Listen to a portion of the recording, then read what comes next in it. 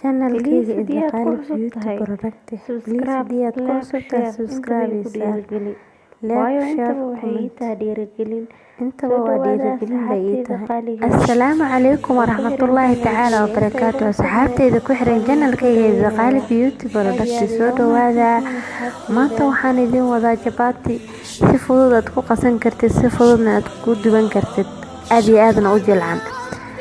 Haddaba daawasho wacan asxaabtayda qaaliga ah sida aan u qasayo iyo sida aan u dubayo. Maasha Allah, waxaan rajaynayaa inaad ka faa'iidi doontaan chapatigan sida fudud aan ku qasay, aad iyo aadkana u jilcan. Hadda halkan waxaan ku haystaa hal galaas bur ah. Galaas kalena waan ku soo darsaday 2 galaas bur ah. Cusbo yar ayaan ku darsanayaa oo meel dheer ah. Sidoo kale sokor hal qaando ayaan ku darsanayaa.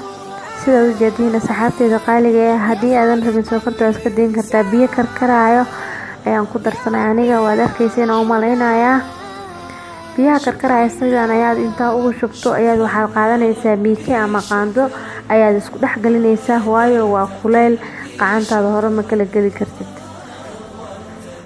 Tartiib ayaad intaa ugu darsato ayaad miikaha isku soo dhex gelinaysaa, kadibna gacantaada ayaa ku soo xashanaysaa. Haddana waan soo xashay, saan ayuu noo noqday, wuu qiicayaa xataa sidiisii ayuu qiicayaa sida u jeediin.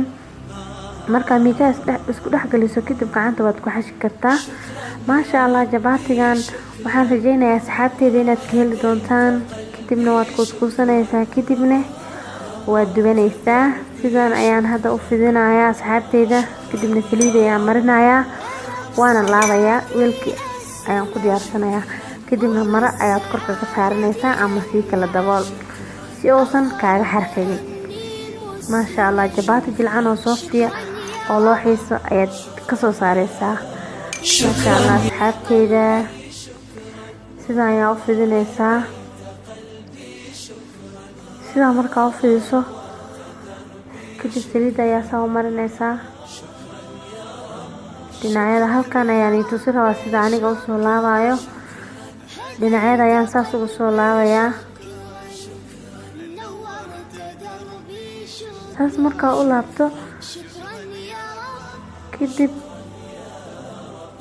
waxaad ku ridinaysaa weelka adiga ku diyaarsanay. Maasha Allah, dibna kuwaaga kale ayaad sii fidsanaysaa. Haddana birta ayaan dibka soo saartay, hal xaba ayaan soo gashaday saxaabtayda qaaliga ah. Halkan xaba ayaan i tusinayaa, kadibna waa isku soo naqahaynaa markaan soo dhameeyo saxaabtayda qaaliga ah. Chapatiga markaa saa u gadiso, hore saliidaha uga shubin, qaandada kula riix xabaar ku hay, kadib soo gadi, saliida dusha ka mari, kadibna sii gadi. Sidaas ayuu ku wanaagsan yahay, waayo saliida markaa hoos uga shubto isla markii saliid badan ayuu kaa naqanayaa. Laakiin markaa hadda korka wax yar ka marisid oo been ah, saliid badan ma kaa lahaanayo chapatiga. Maasha Allah, haddana waan sii gadinayaa.